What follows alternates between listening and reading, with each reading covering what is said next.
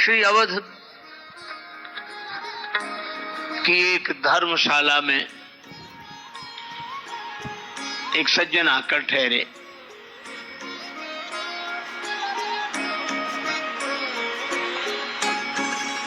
एक महात्मा ऊपर छत पर। अब महात्मा का तो काम ही सवेरे सवेरे जागकर भगवान का भजन करना था। वो 4 बजे सवेरे से जाग जाएं, सीताराम सीताराम सीताराम सीताराम सीताराम सीताराम सीताराम सीताराम।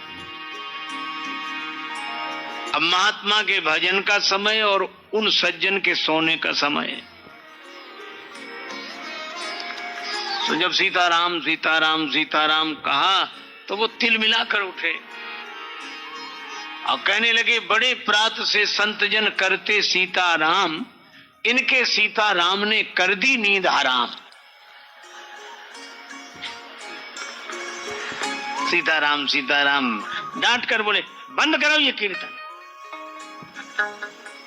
महात्मा बोले, भैया भगवान का कीर्तन बंद क्यों करा रहे हो? भगवान तो सबको देते हैं, सबके कृपालु हैं। वे सज्जन कहने लगे, गलत, किसी को कोई कुछ नहीं देता और भगवान तो देते ही नहीं। भगवान दिखे तुम्हें आज तक? भैया वो न दिखे तो भी देते हैं। हवा नहीं दिखती पर सबको सुख देती है। नहीं, मैं नहीं मानता।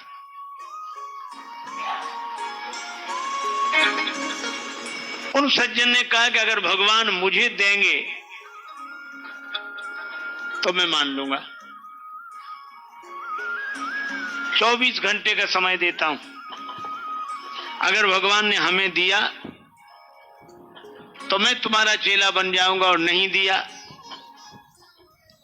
तो तुम्हारा भला नहीं। महात्मा भी भगवान के भरोसे बोले, जाओ ठीक है, हम यही हैं।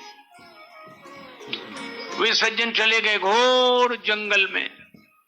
कि 24 घंटे की तो बात ही है, यहां कौन देने आता है? जहां जंगल में कोई किसी को दिखाई ही नहीं देता। अच्छा, जंगल में फिर भी दिख जाएंगे तो एक काम करें, क्या? वट वृक्ष था। महात्मा उस वट वृक्ष के ऊपर, वो सज्जन उस वट वृक्ष के ऊपर चढ़ गए और घने पत्तों की ओट में छिप गए। दिन भर बिताऊंगा और कल महात्मा से बात करूंगा। कहता है, भगवान सबको देते हैं, हमें दे तो हम जाने।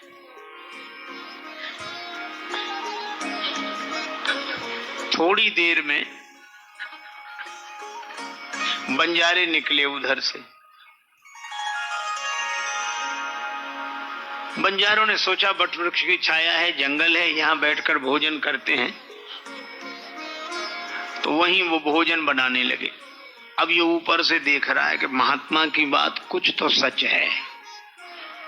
भोजन आ गया यहां, लेकिन मैं देखूंगा ही नहीं, करूंगा नहीं तो कोई मुझे खिलाएगा कैसे? उन लोगों ने भोजन बनाया और बेचारे भोजन बना के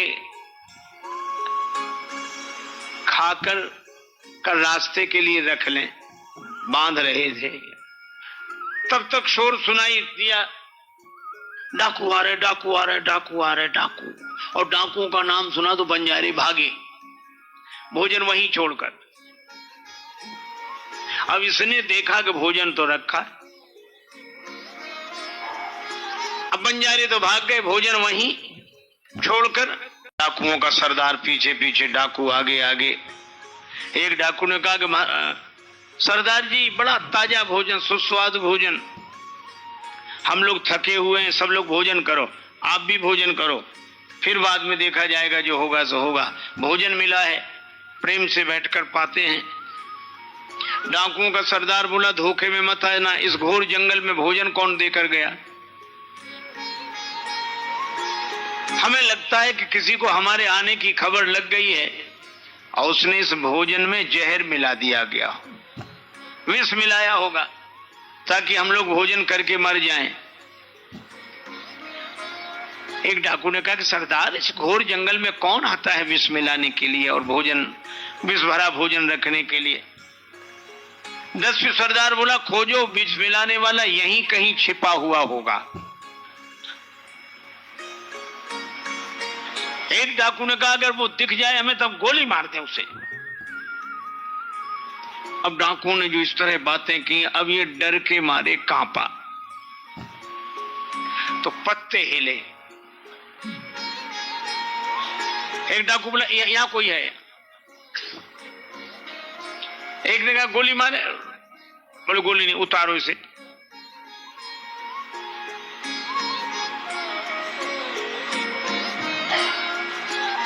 नीचे उतरकर बोला, गोली मत मारो, गोली मत मारो, सुनी बोली सुभीत भरी, आकर तुम्हारा सब हुक्म बजाऊंगा, संग में रहूंगा, सेवा सब करूंगा, और जो भी कहोगे बोझ सर पे उठाऊंगा। डाकुओं का सरदार बोला, ये सब बाद में करना, पहले ये भोजन कर, इसमें विष मिला है। मन में उसने सोचा, ये खाएगा तो मर जाएगा, भोजन कर। बोला, भोजन तो नहीं करूंगा, मैंने निश्चय किया है भोजन नहीं करूंगा। डाकुओं का सरदार मन में सोचने, ये नहीं करेगा हमको कराएगा, जरूर इसमें विष है।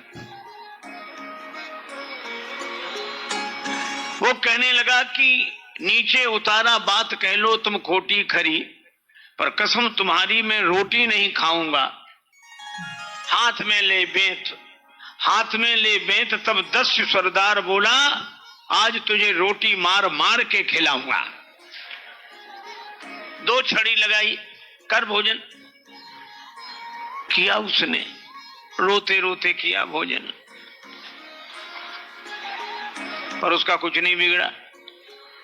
10 सरदार ने कहा कि तुम्हारा कुछ नहीं बिगड़ा। बोले, कुछ बिगड़ेगा कैसे, इसमें कुछ है ही नहीं। फिर तुमने ऐसा निश्चय क्यों किया? कहा, एक महात्मा ने कहा था कि भगवान सबको देते हैं, मैंने कहा मुझे देंगे तो मानूंगा। डाकुओं का हृदय परिवर्तन हो गया और वो व्यक्ति महात्मा के पास आया। महात्मा तो राम भरोसे सीताराम सीताराम सीताराम, आकर चरणों में गिर गया। महाराज, आप सही कहते हैं, मैं आपका चेला बनूंगा। और वही सज्जन उस संत के शिष्य बनकर बड़े उच्च कोटि के महात्मा हुए, श्री मलूकदास जी महाराज। और मलूकदास जी क्या कहते हैं?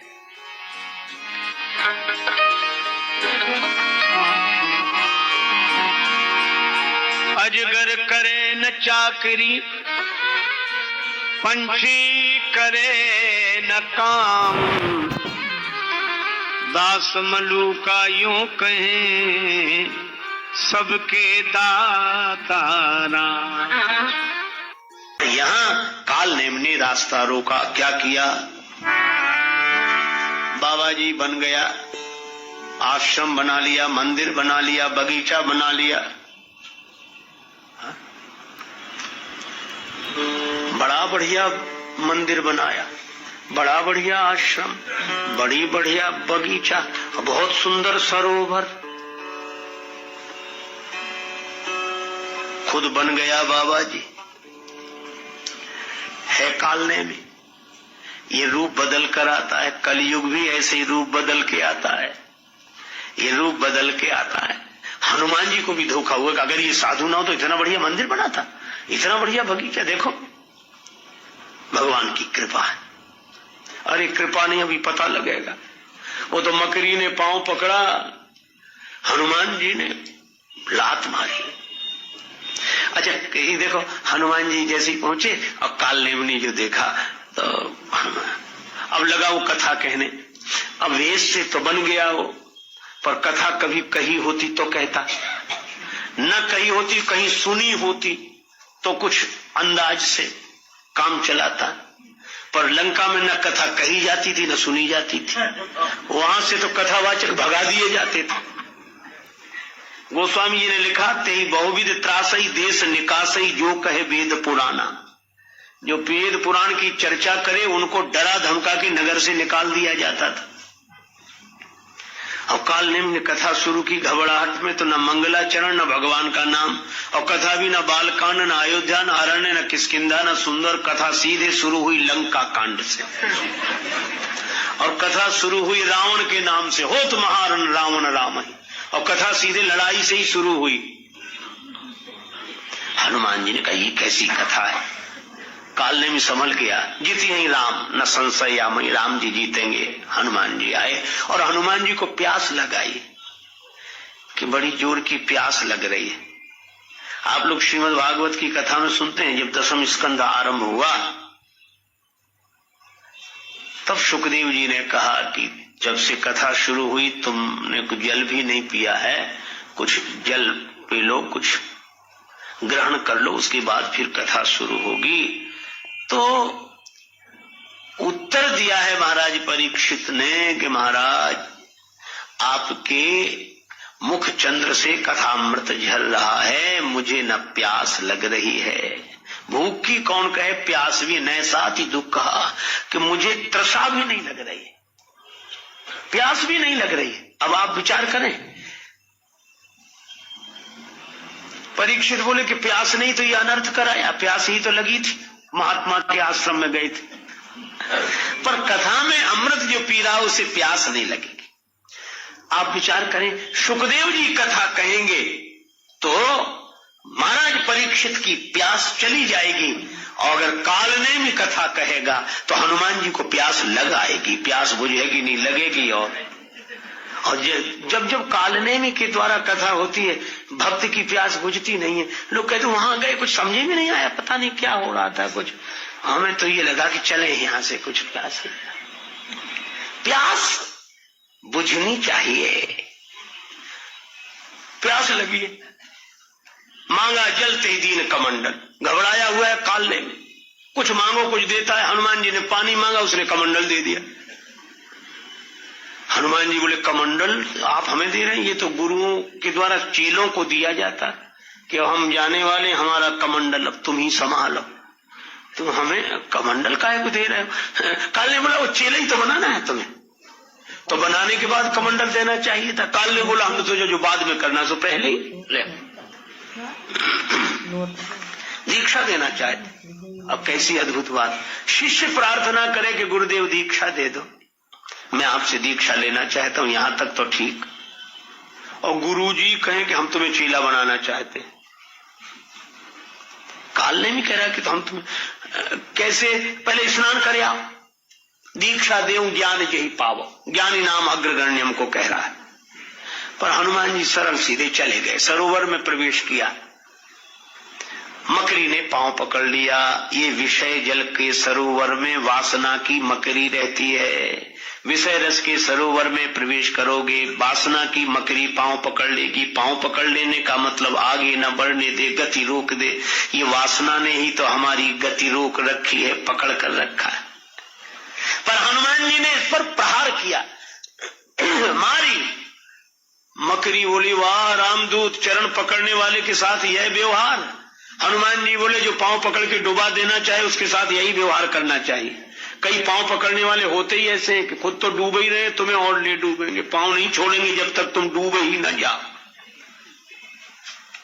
ऐसे पांव पकड़ने वालों से सावधान रहना चाहिए।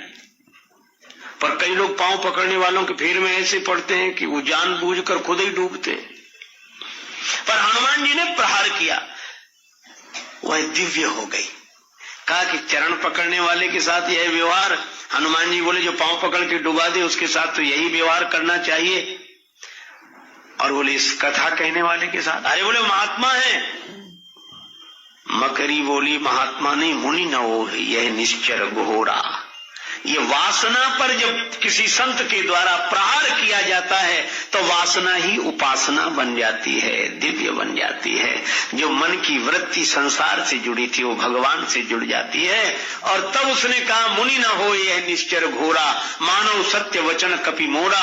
हनुमान जी गए और क्या किया, कहा गोपाल ने बोला आओ आओ आओ बस तुम्हें दीक्षा दें। हनुमान जी बोले जब से आए सारे काम उल्टे हो रहे हैं, एक काम हम भी कर दें। क्या? बोले गुरुजी पहले दक्षिणा ही ले लो, बचे रहो तो दीक्षा दे देना। ऐसी दक्षिणा दी, सिर लंगूर लपेटी पछारा, मरते मरते बोला राम राम। हनुमान जी बोले अब